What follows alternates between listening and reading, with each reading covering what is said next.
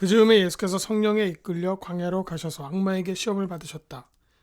예수께서 밤낮 40일을 금식하시니 시장하셨다.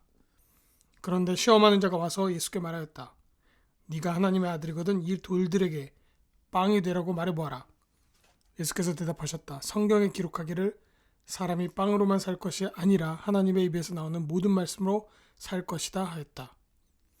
그때 악마는 예수를 그 거룩한 도성으로 데리고 가서 성전 꼭대기에 세우고 말하였다.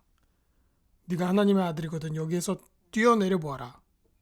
성경에 기록하기를 하나님이 너를 위하여 자기 천사들에게 명하실 것이다. 그리고 그들이 손으로 너를 떠받쳐서 너의 발이 돌에 부딪히지 않게 할 것이다 하였다. 예수께서 악마에게 말씀하셨다. 또 성경에 기록하기를 주 너의 하나님을 시험하지 말아라 하였다.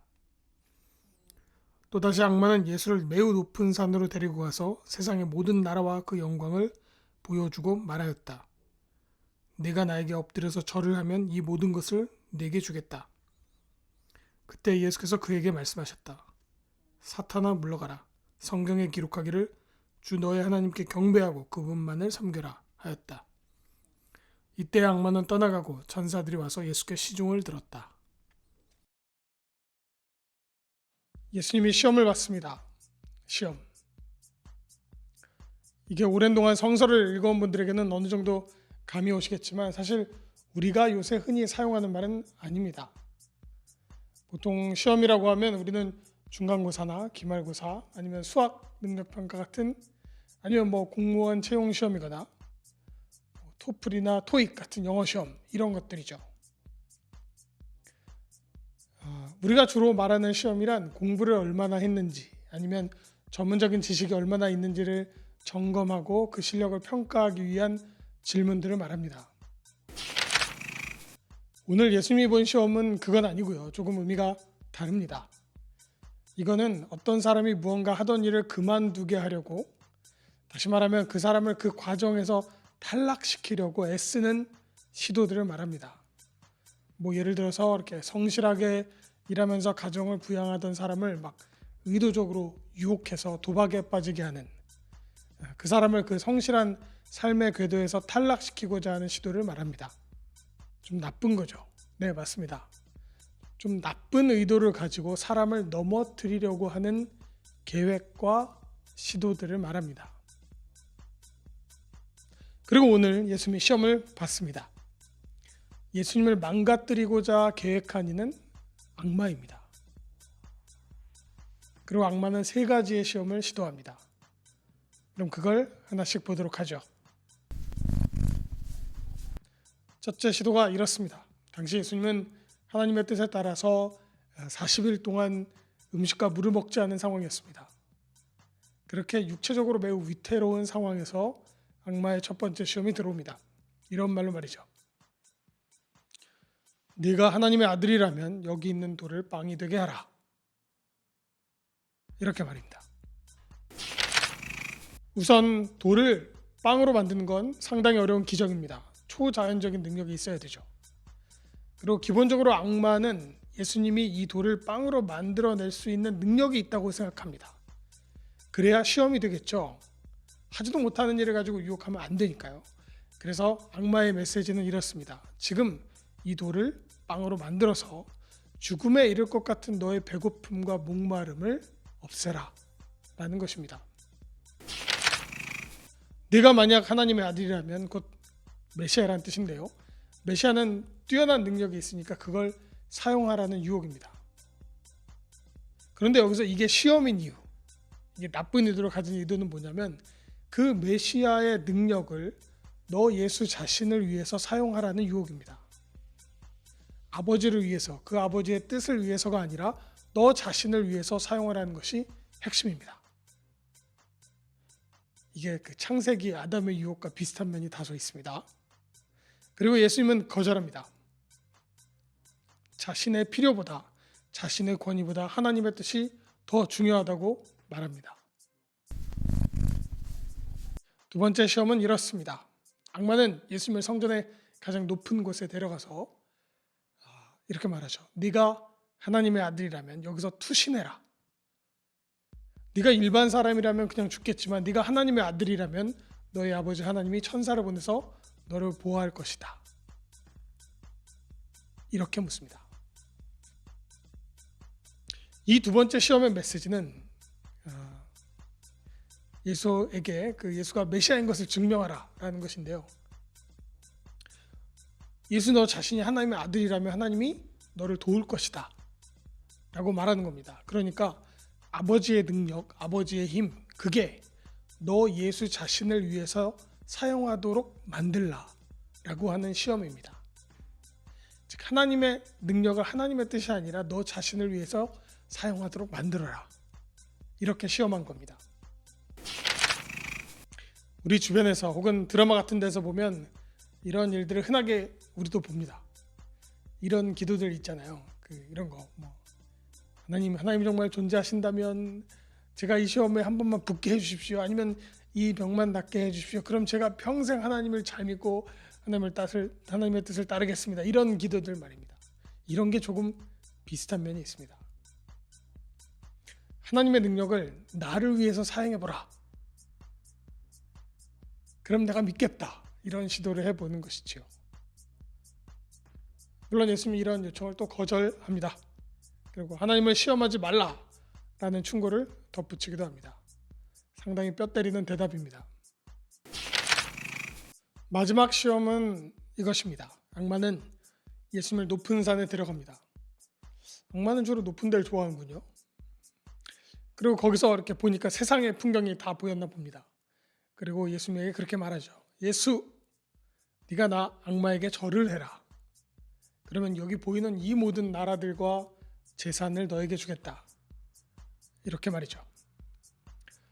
우선 이 높은 산을 보도록 하죠. 우리가 고대로 가보면 높은 산에는 거의 신전이 있습니다. 여기서 악마가 예수님에게 절을 하라고 한 것은 예수님에게 우상 숭배할 것을 요구한 겁니다. 그리고 거기에 유혹을 더하지요.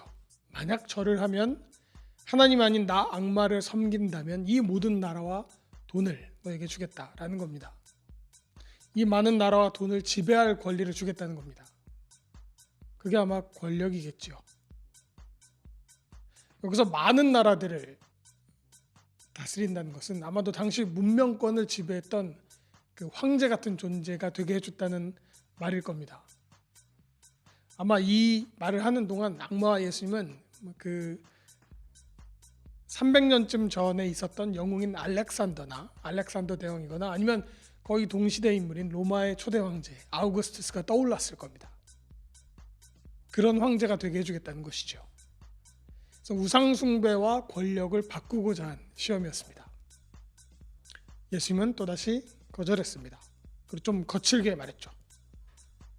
요새 말로 하면 꺼지라. 오직 하나님만을 경배하라. 이런 단호한 말을 덧붙입니다. 그리고 악마는 진짜 꺼집니다. 악마는 아마도 이 시험을 시도하면서 자기가 절대 실패하지 않을 거라고 생각했을 겁니다. 왜냐하면 실패하지 않을 만한 제안을 준비했거든요. 그게 3가지였습니다. 본문에서는 빵과 그리고 투신에 대한 보호, 그리고 우상 숭배였죠. 그게 우리가 좀 더 쉬운 말로, 우리가 알고 있는 말로 분석해보면 그게 생존과 안전과 권력을 말한 것입니다. 생존, 안전, 권력입니다. 이게 사실 우리 지금 살아가는 모든 사람들이 살아가면서 두려워하는 것이기도 하고 갖고 싶어하는 것이기도 하지요. 우리는 평생을 어떤 생존을 위해서 투쟁하고 있고 안전을 위해서 준비하고 있고 권력을 갖기 위해서 노력합니다. 거의 모든 사람들이 따라가는 삶의 방향 같은 것들이죠. 우리가 흔히 아는 그런 세계 최고의 지배자들은 보통 이 3가지가 완성된 삶을 삽니다. 막 대통령이나 막 총리나 이런 사람들 보면 모두 생존과 안전과 권력을 가지고 있습니다. 그리고 이 3가지를 가지고 사탄은 예수님을 유혹해 본 것입니다. 아마 사탄은 이 3종 세트로 실패해 본 적이 없다고 자만했을 수도 있습니다.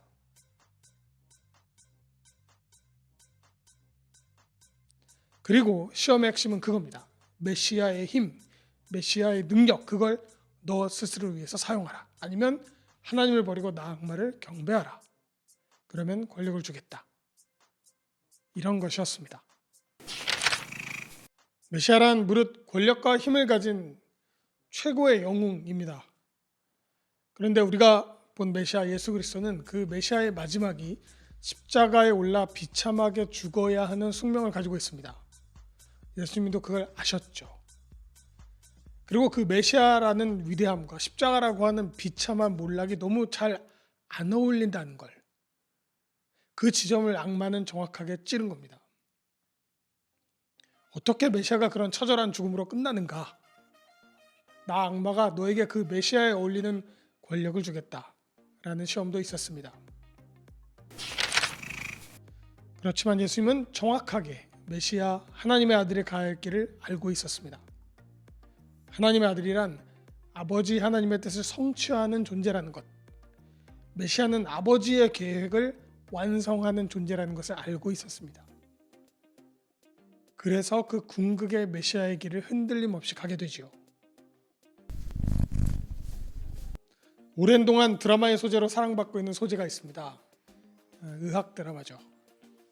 의사들이 잔뜩 나와 치료도 하고 사랑도 하고 권력 다툼도 하는 드라마들입니다. 저도 최근에 그 하나 의학 드라마를 보다가 조금 시들해져서 다 마무리 못하기도 했습니다.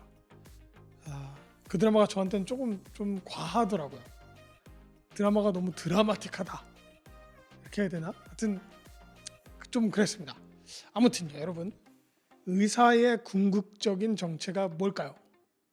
의사의 정체, 제가 생각하기엔 그렇습니다. 의사란 오랜 동안 많은 사람을 치료하는 사람입니다. 이게 정말 의사의 정체라고 생각해요. 의사는 심장을 마사지하는 사람도 아니고 조폭과 싸우는 사람도 아니고 불치병을 치료하는 사람도 아닙니다. 의사는 오랜 동안 많은 환자를 치료하는 사람입니다. 물론 그렇게 많이 치료하다 보면 기적적인 치료를 할 수도 있고요. 조폭한테 맞을 수도 있고요. 사랑도 할 수 있죠. 그렇지만 본래의 정체는 오랜 동안 많은 사람을 치료하는 사람들입니다. 물론 막 드라마에서 막 의사가 계속 환자만 치료하는 걸 보여주면 재미는 없겠습니다.